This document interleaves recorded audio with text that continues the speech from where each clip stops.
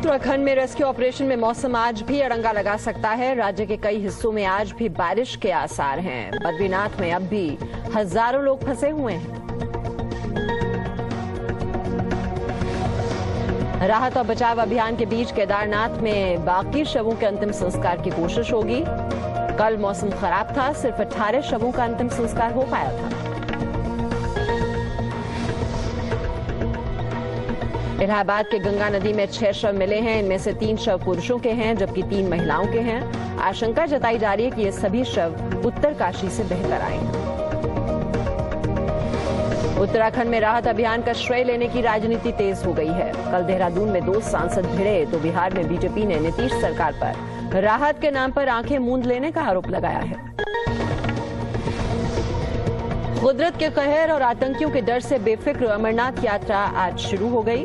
जम्मू से 15,000 यात्रियों का पहला जत्था आज सुबह पवित्र गुफा के लिए रवाना हो गया। दिल्ली यूनिवर्सिटी में एडमिशन के लिए पहली कट ऑफ लिस्ट आ गई है। आरएलए कॉलेज में कंप्यूटर साइंस में 100% तो एसआरसीसी में बीकॉम के लिए 99% तक है कट ऑफ। रुपए में लगातार आ रही गिरावट ने आम आदमी को बेचैन कर दिया है। हालांकि रुपए की कीमत में आज मामूली सुधार हुआ है। डॉलर के मुकाबले इसकी कीमत 60 रुपए 40 पैसे है। देश की सबसे लंबी सुरंग से आम आदमी का ट्रेन का सफर आज से शुरू हो रहा है। कश्मीर के काजीगुंड बनिहाल रूट का उद्घाटन कल प्रधानमंत्री और सोनिया गांधी ने किया था। पाकिस्तान के पूर्व तेज गेंदबाज मोहम्मद आसिफ को उनके अपने ही शहर लाहौर में लुटेरों ने बंदूक दिखाकर लूट लिया। लाहौर एयरपोर्ट के नजदीक 4 लुटेरों ने 92,000 रुपए नकद, पासपोर्ट, महंगी घड़ी और पर्स लूट लिया। विंबलडन में नडाल के बाद शरापोवा और फेडरर भी हारकर बाहर हो गए हैं। बड़े खिलाड़ियों में सिर्फ एंडी मरे ही तीसरे राउंड में पहुंचे हैं।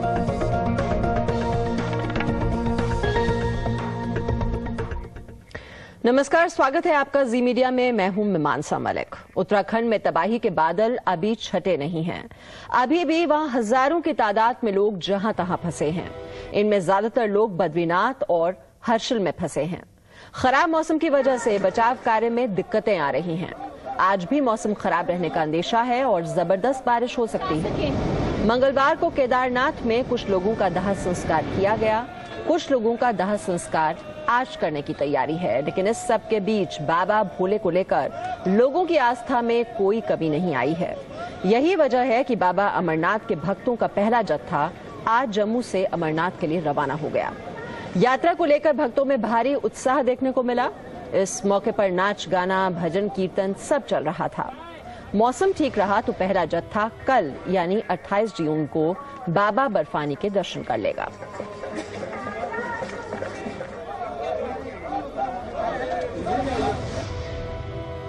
बहुत उत्साह है, बहुत अच्छे से, चाहे इतना बारिश हो कुछ भी हो, हम आराम से जाएंगे, बाबा के दर्शन करेंगे।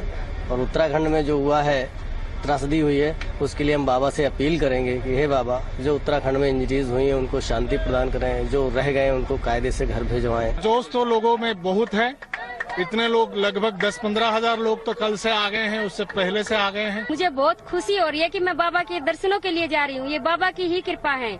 मैं बाबा से प्रार्थना करूंगी कि बाबा हम सब की यात्राएं मंगलमय हो। बहुत जोश है, सभी लोग खुश हैं अमरनाथ यात्रा जाने के लिए और न ही किसी बात का डर है। मेरे को बहुत इंटरेस्ट आ रहा है कि फर्स्ट टाइम जा रही हूँ और जो भी उत्तराखंड में जो भी हुआ है टचवुड और किसी के साथ ना हो। और इस यात्रा के बारे में जम्मू के पर्यटन मंत्री G.A. मीर ने क्या जानकारी दी, आइए वो भी आपको सुना दें। नेचुरल क्लाइमिटी को तो ऐसा कोई कुछ नहीं कह सकता है, मगर जहां तक मैन मेड अरेंजमेंट्स की बात है, मेरे ख्याल से वो फुल प्रूफ अरेंजमेंट्स है।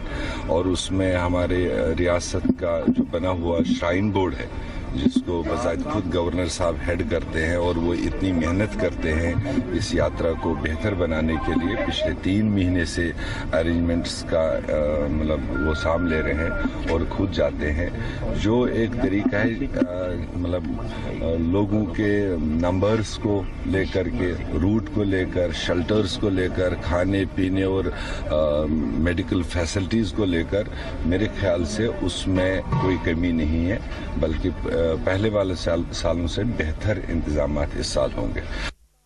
तो अमरनाथ यात्रा शुरू हो गई है। पहला जत्था रवाना हो गया है इस यात्रा पर। और अब बात उत्तराखंड की, जहां हालात अब तक सामान्य नहीं हुए हैं। हजारों लोगों को सुरक्षित निकाल लिया गया है, लेकिन इस वक्त भी बड़ी संख्या में लोग जहां तहां फंसे हुए हैं। मुश्किल यह है कि रेस्क्यू ऑपरेशन में खराब मौसम नई मुश्किलें खड़ी कर रहा है। मौसम विभाग ने आज फिर कई इलाकों में भारी बारिश का अलर्ट जारी किया है। देहरादून समेत कई इलाकों में रुक रुक कर बारिश हो रही है। कल 1341 लोगों को रेस्क्यू किया गया। बद्रीनाथ से कल 350 लोगों को बचाया गया है, जबकि हर्षिल से 600 लोगों को सुरक्षित निकाला गया है। आज कुछ इलाकों में रेस्क्यू ऑपरेशन पूरा हो सकता है।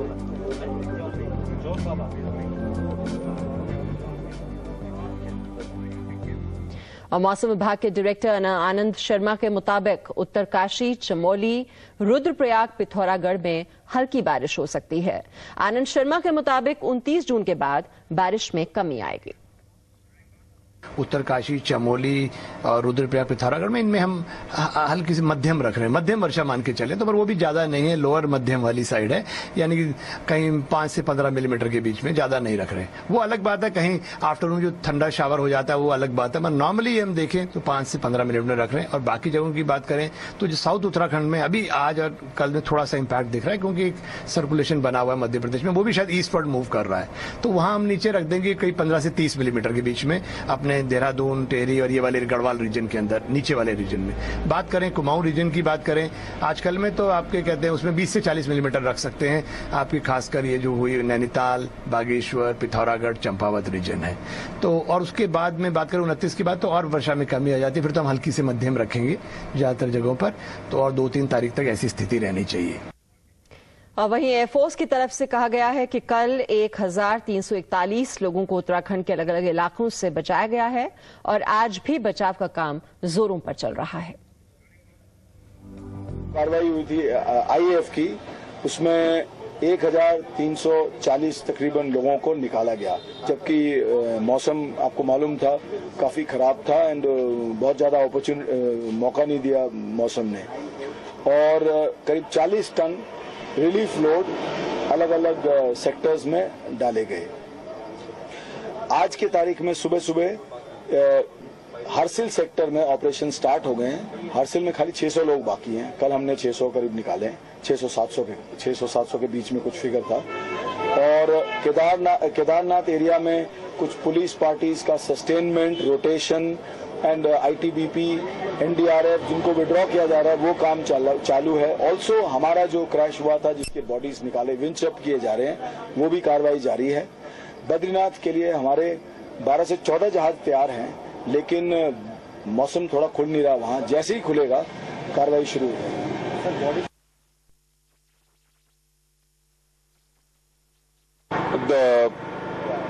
The conditions towards Kedarnath have improved and the road links have been laid out and movement is possible. So we are moving towards Uttarkashi. From there we will be Kharsauli, Kharsail, Manari, Malti. We will be operating in these areas for the next 3 days. I am taking my helicopter, the Bell 206, to these places and we are taking off as soon as the weather clears. तो rescue operation अभी जारी है उत्तराखंड के पहाड़ पर, जबकि हजारों लोग अभी भी फंसे हुए हैं और कई लोग लापता हैं। हम आपको एक बच्चे की कहानी सुनाने जा रहे हैं। ये बच्ची देहरादून के अस्पताल में भर्ती है। अगर आप इसे पहचानते हैं तो इस बच्ची के मां बाप को ढूंढने में जी मीडिया की मदद करें।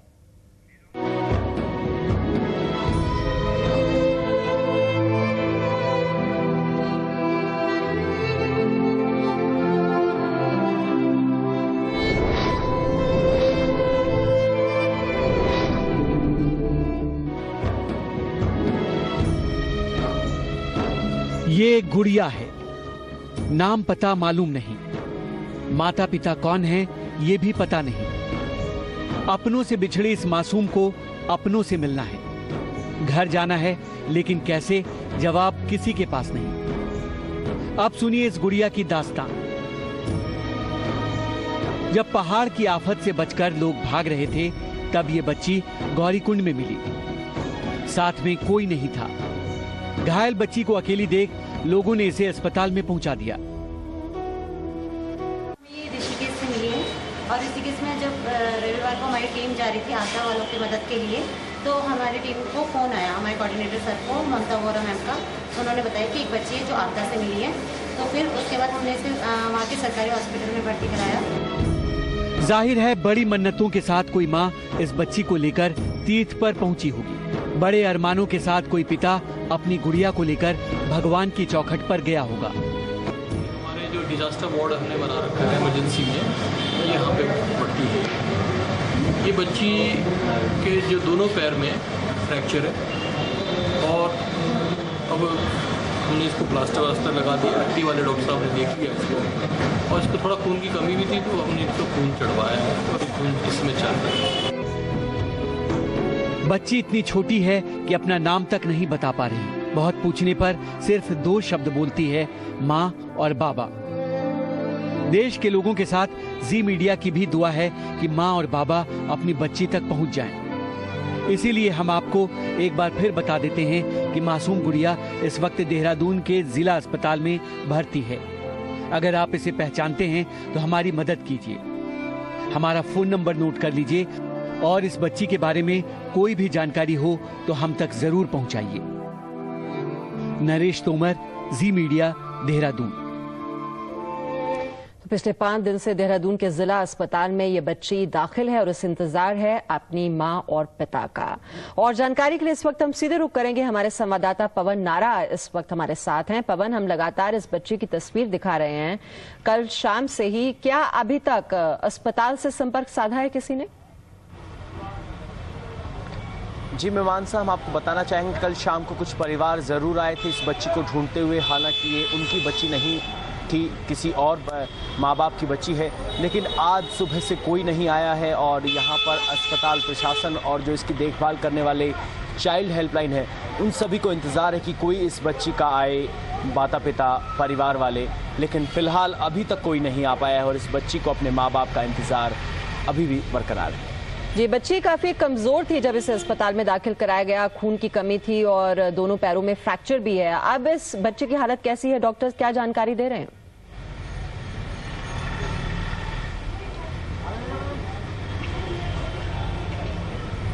पता है पवन तक हमारी आवाज नहीं पहुंच पा रही है, लेकिन पिछले 5 दिनों से देहरादून के जिला अस्पताल में ये बच्ची दाखिल है। जी मीडिया की गुजारिश है कि अगर आप इस बच्ची को पहचानते हैं तो हमसे संपर्क करें। इस गुड़िया की तबीयत पूरी तरह ठीक नहीं, बच्ची अभी जख्मी हालत में है। डॉक्टर इस बच्ची को अस्पताल से बाहर लाकर सीधे हमसे बात करने को तैयार थे, लेकिन बच्ची की नाजुक हालत और मसले की संवेदनशीलता को देखते हुए हमने ऐसा करना उचित नहीं समझा।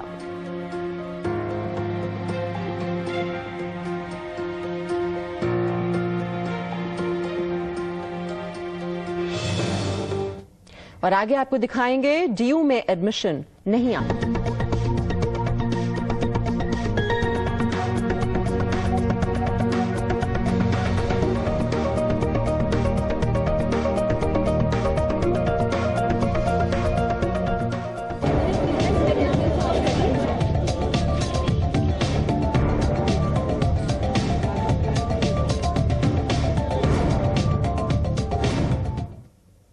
एडमिशन की टेंशन। जी हां, दिल्ली यूनिवर्सिटी के नामी कॉलेजों में दाखिले की चाहत रखने वालों को झटका खाना पड़ सकता है।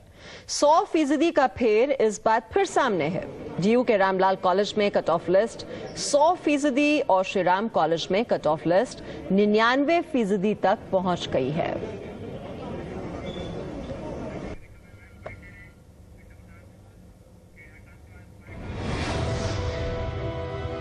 एडमिशन्स के लिए कॉलेजेस वही लिमिटेड हैं जो इतने साल हमारे टाइम के जो कॉलेजेस थे वही कॉलेजेस अभी तक चल रहे हैं, तो सीट्स लिमिटेड हैं। कंपटीशन तो डीयू में शुरू से ही टफ था, बाहर के स्टूडेंट्स भी आते हैं, उनका कोटा है, हर चीज का कोटा है, तो दिल्ली के बच्चों के लिए तो बहुत कंपटीशन टफ शुरू से था, है और डीयू के लिए तो रहेगा। बहुत ज्यादा टफ कंपटीशन हो गया है। बच्चे से हम लोगों की उम्मीदें इतनी बढ़ चुकी हैं, उसके ऊपर इतना प्रेशर आ चुका है कि उसको पहले ही पता रहता है कि कट ऑफ इतनी हाई जाएगी। बेचारा बच्चा इतनी ज़्यादा स्टडी करने के बाद भी कॉन्फिडेंस भी नहीं रहता कि मैं एडमिशन मिल पाएगा या नहीं मिल पाएगा। 97-98% के बाद भी वो डरे रहते हैं कि उनका एडमिशन अच्छे कॉलेज में होगा या नहीं होगा। मैं इकोनॉमिक्स ऑनर्स में एडमिशन लेने आई हूँ और वजह ये है, इकोनॉमिक्स आजकल बहुत ज़्यादा हाई पे सब्जेक्ट एंड दिल्ली यूनिवर्सिटी की ओवरऑल इंडिया में specially SRCC Shri Ram college of commerce इसकी अलग ही पहचान है। कंपैरिजन टू अदर कॉलेजेस इसकी रिक्रूटमेंट अच्छी है, नाम बहुत अच्छा है, फैकल्टी अच्छी है, तो बस यही वजह है कि SRCC इज SRCC। मेरे 98.25 मार्क्स हैं। मैं इकोनॉमिक्स ऑनर्स में एडमिशन लेना चाहता हूँ। DU में बच्चों के लिए क्रेज इसलिए है क्योंकि ये इंडिया की one of the best universities है और SRCC जैसे कि one of the best college of country है। कंपटीशन हर साल बढ़ता जा रहा है क्योंकि मार्क्स हर साल बहुत लीनियंट होते जा रहे हैं। इको ऑनर्स में जैसे पिछली बार 97.75 था, इस बार मैं आया हूँ तो 97.5 है।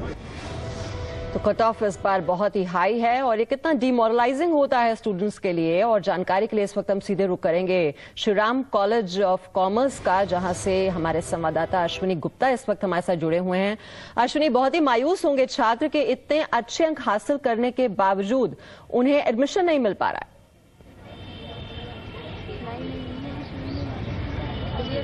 बिल्कुल, देखिए बहुत ज़्यादा मायूस हैं और कट ऑफ जो है एक बार फिर रिकॉर्ड स्तर पे पहुंच गई है। 100 कट ऑफ का मतलब है कि जितने भी स्टूडेंट्स हैं एक कहीं ना कहीं उनके मन में निराशा है। हमारे साथ इस वक्त कुछ स्टूडेंट्स, इनके नंबर काफ़ी अच्छे हैं। एक स्टूडेंट हमारे साथ हैं, इनके नंबर करीब 95% है। आप बताइए कि इतने अच्छे नंबर हैं आपके और अभी आपको क्या लग रहा है कि एडमिशन कहाँ मिलेगा आपको? अभी तो SRCC में मुझे एडमिशन चाहिए, पर अगर हो जाता है तो बहुत अच्छी बात है, नहीं होता है तो फिर रामजस में देख लेंगे। हंसराज भी काफी अच्छा कॉलेजेस है। लेकिन आपको लग रहा है कि इसने जिस तरह से कट ऑफ गई है 97%, 99%, इतने पे आपको एडमिशन मिल पाएगा इन कॉलेज में जो आप चाह रही हैं? लगता तो नहीं है कि इसके पास कोटा है, उस बात अलग हो जाती है, पर बिना कोटे वाले बच्चे तो कहाँ जाएंगे। तो फिर 95 के साथ भी अगर एडमिशन नहीं होता है तो फिर कट ऑफ तो कम हो जानी चाहिए। लाइक 85% वालों को भी एडमिशन कहीं नहीं मिल रहा है अच्छे कॉलेजेस में, तो 95 तो बहुत दूर है। बिल्कुल, हमारे साथ एक स्टूडेंट है जिनका एडमिशन हो गया है। इनकी आपकी कितनी परसेंटेज है कट ऑफ? मेरी बेस्ट 498.25 थी और मुझे SRCC में एडमिशन मिल गई है। लेकिन आपको लगता है कि आप बहुत ही लकी हैं क्योंकि इतने सारे स्टूडेंट्स हैं और इतनी ज्यादा कट ऑफ जारी है और ऐसे में बहुत सारे स्टूडेंट्स को एडमिशन नहीं भी मिल पा रहा है उनके फेवरेट कॉलेज में। But I was confident and sure कि मुझे SRCC में मिल जाएगी, क्योंकि जैसे मेरा रिजल्ट आया था तो अकॉर्डिंगली नेशनल टॉपर के अकॉर्डिंगली मैंने देखा कि आई विल गेट द। बहुत मेहनत करी होगी पढ़ाई में आपने? वो तो सभी करते हैं, बाकी जिसको फल लग जाए बस वो होता है। आपने कितनी मेहनत करी थी पढ़ाई में और आपको क्या लग रहा है कि एडमिशन हो जाएगा आपका? एडमिशन तो हो जाएगा, बट आप जैसे कह रहे हैं मेहनत तो काफी की थी, बट बाकी एक लक फैक्टर भी होता है और जितना आपका पोटेंशियल और कैपेबिलिटीज हैं उस हिसाब से आपको कहीं ना कहीं तो एक 95% के स्कोर को कहीं ना कहीं तो एडमिशन खैर नॉट कैंपस में मिलेगी ही। बाकी जी कई छात्र परेशान भी नजर आ रहे हैं और डर इस बात का है कि एडमिशन होगा या नहीं, लेकिन DU प्रशासन की ओर से यह सलाह भी दी जा रही है छात्रों को कि वो कोर्स को ज्यादा प्रमुखता दें बजाय कि कॉलेज के, क्योंकि अभी ये पहली कट ऑफ लिस्ट जारी की गई है और जब दूसरी कट ऑफ लिस्ट आती है तो पहली की जो स्थान है वो काफी खाली हो जाती हैं सीट्स, और ऐसे में जो छात्र हैं वो हमेशा नजर रख सकते हैं दूसरी और तीसरी कट ऑफ लिस्ट पर। एक छोटा सा ब्रेक यहां पर लेंगे और ब्रेक के बाद ये मूंछें सुपर हिट हैं, किसकी मूंछों की हम बात कर रहे हैं ये आप जान पाएंगे, थोड़े से इंतजार।